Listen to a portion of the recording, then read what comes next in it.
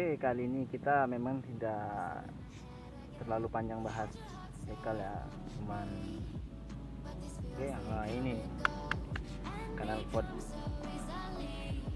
Akraponic. Oke. Untuk proses pemasangan decal memang kita tidak sampai karena ada halangan ya, tidak bisa bervideo, jadi hasilnya saja karena mau coba suara ini. Oke. Mungkin bagi kawan-kawan ada yang berniat ganti knalpot, ini bisa jadi referensi bagaimana suaranya ya. Cara ini karena knalpot ini ya lebih terjangkau, kisaran 300 atau 400 ribuan tergantung. Oke ya. Oke.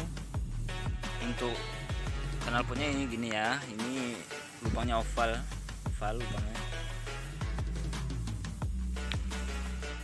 Ini bukan yang ori ya, kalau yang ori ya mungkin lebih bagus, tapi secara penampilan ya lumayan. Untuk lehernya ini stainless, tapi kayaknya bukan stainless 304 ya. Kalau 304 itu stainless yang nomor 1 lah. Nah, ini penampak seperti ini kalau dipasang di memekakkan ya.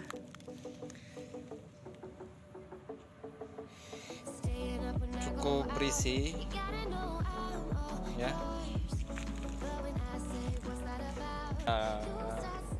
Dengarkan suaranya ya, kita tes suaranya. Oke.